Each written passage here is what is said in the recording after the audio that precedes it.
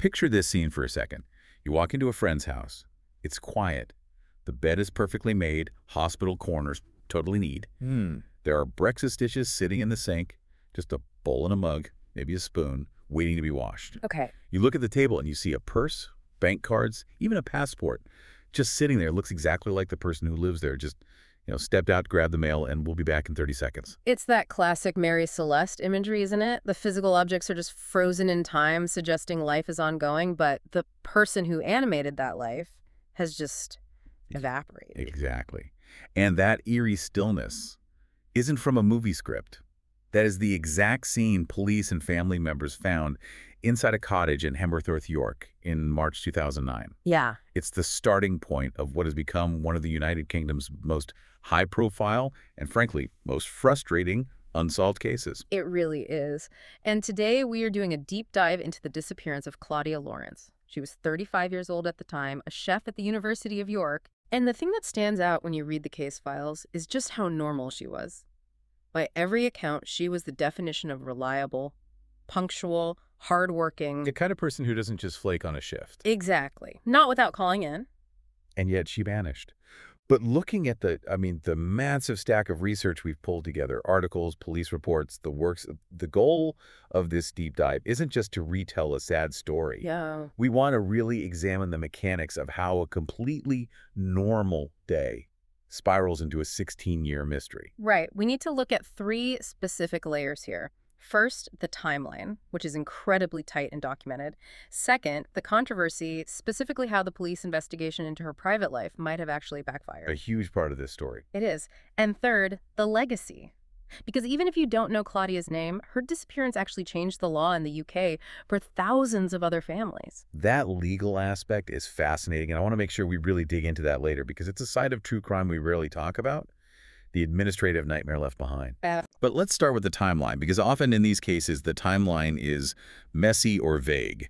Here, it seems almost hyper-documented, at least up to a point. Yeah, it starts on Wednesday, March 18th, 2009. And the theme here is routine. Investigators love routine because it helps spot anomalies. Okay. So, Claudia is at work at the University of York's Goodrick College. She's a chef. She finishes her shift and clocks out at 2:00 p.m. We have CCTV footage of her leaving. And a key detail here, she's on foot. Correct. Her car, a Vauxhall Corsa, was in the garage for repairs. Oh, okay. She's walking to and from work. And that that changes the risk profile immediately compared to someone driving. She's out in the open, visible. She's seen again around 3 p.m. A neighbor spots her posting a letter. Then she has what sounds like a perfectly typical evening. She talks to her mom, Joan, and her dad, Peter, on the phone. Separately, yeah. And they're just talking about plans for Mother's Day, which was coming up. Just a normal chat. A completely normal chat. And listening to the interviews with her mother, Joan, she emphasized how relaxed Claudia sounded. There was no distress, no, I'm worried about someone. Right. She told her mom she was at home, she was tired, and she was going to bed early because she had to be up before 5 a.m. the next morning to walk to work. So we have a clear psychological baseline. Calm, safe, at home. Mm-hmm. And then the digital curtain falls. She sends a text at 8:23 p.m. She receives one at 9:00 p.m. And that is it. That's the last verified contact anyone on Earth has with her. Wow. The next morning, Thursday, March 19th, her shift starts at 6 a.m. She simply doesn't show up. Now, for someone described as punctual and reliable, this must have triggered alarm bells immediately, right? Yeah. If I don't show up for work, people start texting me within 15 minutes. You would think so, but this is where real life is messier than a procedural drama. Her manager calls her. The phone rings, but it goes to voicemail. And they just leave it at that. For the moment, yeah. The manager doesn't call the police right then. Which, to be fair, is understandable. If an employee is late, you assume they overslept. Or maybe they're sick. You don't jump straight to abduction. Exactly.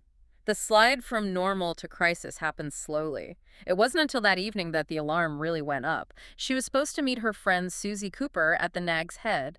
A local pub she went to often. Right. Susie goes to the pub. Claudia isn't there. Susie calls. No answer. And we know from the files that Claudia was a heavy phone user. She had a Samsung SGHD 900, a classic slider phone. Oh, yeah, I remember those. And she was always texting. So for her to be radio silent for an entire day was a massive behavioral red flag. It was enough to scare Susie Cooper. By the next morning, Friday the 20th, she's contacting mutual friends, the landlord of the pub, George Foreman. Eventually, Claudia's father, Peter, is looped in. And that's when he goes to the house. That's when he and George enter the house using a spare key. And we're back to that scene I described at the top. The made bed, the breakfast dishes. If you are a detective standing in that kitchen, what is the story those objects are telling you? It's a very specific narrative. The dishes in the sink suggest she got up and had breakfast. The fact that the bed was made suggests she was following her morning routine. She was tidy. Her purse and passport were there, meaning she didn't intend to travel or run away. But what was missing is the key to the whole theory. Her phone, her hair straighteners, and a rucksack for her chef's whites. Right. Those are the items of a woman going to work. You don't take hair straighteners if you're running to the corner store. No. You take them if you're going to work and maybe going out after. This led to the prevailing theory, the morning abduction. So she left the house. The evidence strongly suggests she left the house voluntarily around 5:00 a.m. on March 19th, locked the door, turned onto the road to walk to the university, and vanished. So she didn't disappear from the house. She disappeared from the world outside it. But despite that, the police didn't treat it as a crime immediately. No, and this is a systemic issue in missing persons cases involving adults. Yeah. Unless there is blood on the walls or a ransom note, police often assume an adult has the right to disappear. So they thought maybe she just left. They thought maybe she went off with a new boyfriend or pursued a job opportunity. She had connections in Cyprus. It took 5 weeks to upgrade the inquiry to suspected murder. 5 weeks seems like a lifetime in an investigation like this. In forensics, don't you lose evidence exponentially as time passes? Absolutely. You lose CCTV footage. It gets overwritten usually after 14 or 28 days. You lose witnesses' memories. You lose forensic traces on the street. 5 weeks is an eternity. But they did find something. Something about her phone. They did. Even with that delay, they recovered one crucial piece of digital evidence that helps pin down the location. Okay, this part confused me a bit in the notes. The phone was missing. It was never found, but they knew where it was. They knew where it connected. Cell phones are constantly, shaking hands with cell towers to maintain a signal. Records show her phone didn't die when she vanished. It remained powered on until 12:10 p.m. on Thursday, March 19th. So hours after she missed her shift, the phone was still alive. Correct. And during that entire time, it was connected to a mast in the Hemworth area, her local area. So it never left town. It never left town. It wasn't pinging off towers on the highway headed to London or Scotland. It stayed local, which implies she, or at least the phone, was being held somewhere nearby. Or just hidden somewhere nearby. Or hidden nearby. And then at 12:10 p.m., it disconnects, deliberately switched off. That suggests intent. It suggests that whatever happened, the perpetrator was likely local or had a local base. Okay, so we have a local disappearance, a local phone signal. And this is where the investigation shifts gears into something that became very, very controversial. Yeah. The police started looking at who Claudia was hanging out with. They did not paint a flattering picture. This is what the press often refers to as the rogues gallery phase. Detective Superintendent Ray Galloway, leading the case, made public statements about the complexity and mystery of Claudia's private life. That sounds like coded language. It was. It emerged she had a very gregarious, active social life and had engaged in relationships with men, some of whom were married or in long-term partnerships. I get that investigators have to look at partners. The spouse or boyfriend is always the first suspect, right? But the tone of this felt different. It felt like they were broadcasting her sexual history on 6 o'clock news. It was interpreted by many, including the family, as victim blaming. It felt like a moral judgment. She was seeing married men, therefore she put herself in a risky situation. Sir. But if we try to look at it from a cold investigative logic, the police were stuck. If a woman is seeing married men, those men have a massive motive to keep secrets. They're not going to come forward. No, they aren't going to come forward voluntarily to say, I was with her, because it blows up their own lives. But did focusing on it publicly help? Or did it just scare people off? The consensus seems to be that it might have backfired. It created a wall of silence. If you tell the public, we are looking for a married man having an affair, those men are going to go to ground. Right. They're going to lawyer up or destroy evidence. Exactly. Regardless of whether they had anything to do with it. I read in the notes that a Sky News journalist said this was the only missing person case where they had been warned off or threatened twice. Twice. Because of the unusual acquaintances Claudia had. which hints that there were people involved who were desperate to protect their anonymity, perhaps even violent people. So the police strategy might have just pushed those people further into the shadows. It may well have. It became about her morality rather than her safety. While they were digging into her relationships, there were physical leads, too. We have these strange vehicle sightings: a rusty white van, an Astra van, and a silver Ford Focus. These are the loose threads that just haunt investigations. The rusty white van was seen trying to talk to women on her route in the days prior. That sounds predatory. It screams predatory behavior. But thousands of rusty vans exist? And the Ford Focus. That seemed more specific. That one is fascinating. CCTV from 2009 was reanalyzed years later in 2014 using better enhancement technology. Ah, okay. And it showed a silver hatchback braking as it passed her cottage level on the morning she vanished, right around the time she would have been leaving. Braking, as in slowing down to look, or slowing down to pick someone up. We just don't know. But why hit the brakes right there at 5 a.m. on a quiet road? It's suspicious. But without a license plate, it's just a ghostly image on a screen. You mentioned the 2014 review, so the case didn't just go cold. Not at all. In 2013, they set up a major crime unit and allocated £300,000 specifically for a review of the Claudia Lawrence case. Wow. And science had moved fast. By 2013, they could find forensic traces they couldn't see in 2009. And they found DNA. They found additional fingerprints in her house that hadn't been identified, and crucially, man's DNA on a cigarette end in her car. That sounds like a smoking gun, literally. If you find a guy's DNA in her car, surely that's your suspect. It gave them new momentum. This review actually led to arrests. They arrested a 59-year-old colleague who used to give her lifts. They arrested a pub landlord, Paul Harris. And they dug up his pub cellar. I remember seeing that on the news. A massive visual, wasn't it? It feels like this is it. They found the body. Yeah. It was a huge operation. They held these men, questioned them, searched their properties.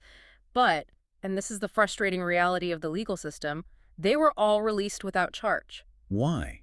If you have arrests and DNA, you must have suspicion. Suspicion isn't evidence. The Crown Prosecution Service, the CPS, has a strict threshold. They need a realistic prospect of conviction. So it wasn't enough. Not enough. The police were furious. They publicly complained about lying witnesses obstructing the investigation, but without a confession, a body, or a definitive forensic link to a murder, the CPS wouldn't pull the trigger. So the wall of silence held up. It did. Then we jumped to 2021, another massive surge of activity.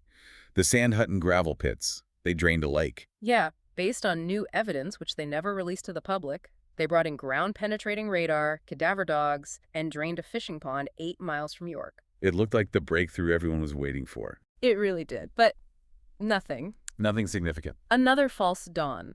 And you have to imagine the toll this takes on the family. Every time the police trucks roll in, you hope this is the day, and then silence. When you have a void of answers like this, people start filling it with theories. And one name that keeps popping up in the research is Christopher Halliwell. Right. Halliwell is a convicted serial killer currently serving life for 2 murders. Stephen Fulcher, the detective who caught him, has strongly suggested a link to Claudia.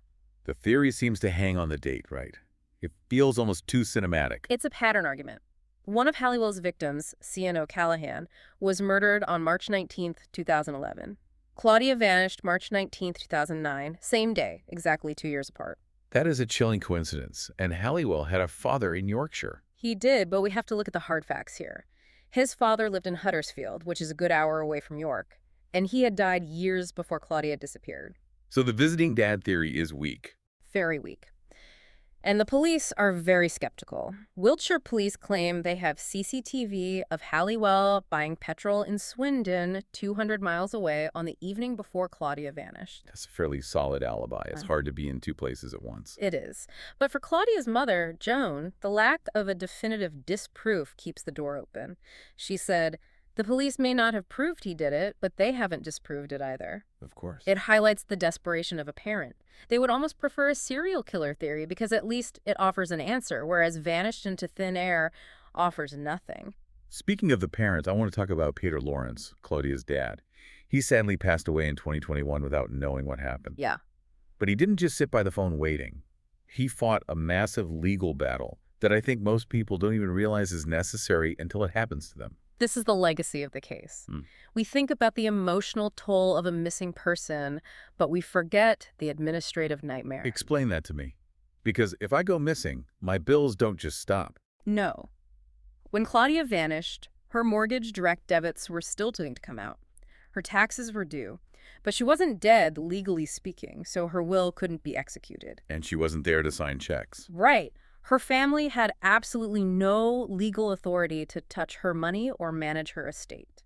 So you're dealing with the grief of a missing child, and simultaneously the bank is calling about repossession because you can't pay your mortgage. Exactly. They were watching her financial life crumble while trying to find her. They couldn't sell her house to stop the debt.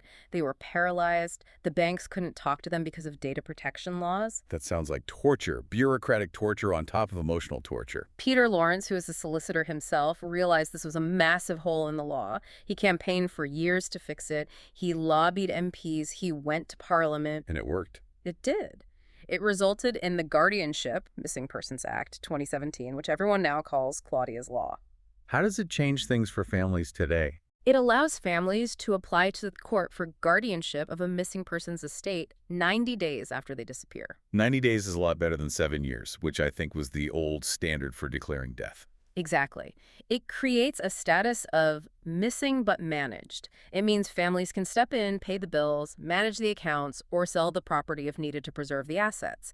It essentially creates a legal stand-in. It came into force in 2019. It did. So in a very real way, Claudia's disappearance fixed a broken part of the system. It's a tangible, positive outcome from a tragedy. It doesn't bring her back, but it protects thousands of other families. Yeah. It gave Peter Lawrence a way to channel his grief into something that helped others. So where does that leave us? We have a woman who vanishes on a routine walk to work, a house left in perfect order, a phone that pings locally and then dies. We have 1,200 calls to the police, arrests, drained lakes, and yet she is still missing. It is one of the most perplexing cases because of that normalcy. It happened in daylight in a busy area. The investigation was likely hampered by that initial 5-week delay, and then perhaps sidetracked by the focus on her private life. Right. The police were trying to find a motive in her relationships, but they may have missed a predator who was just passing by. Or, conversely, the relationships were the key, but the publicity drove the witnesses underground. It really makes you think about the fragility of our connected world. We assume we leave a trail everywhere, GPS, credit cards, cameras. We think we are trackable. But Claudia fell into a gap.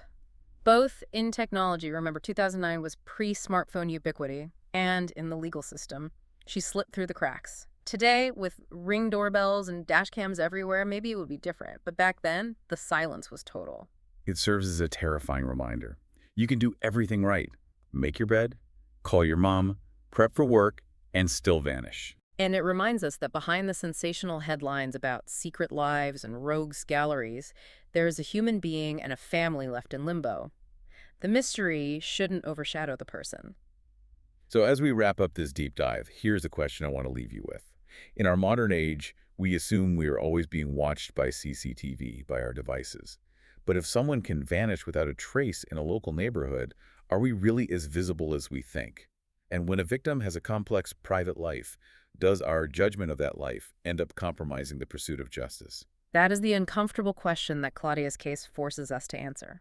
Thanks for listening to this deep dive. Stay curious, and we'll see you next time.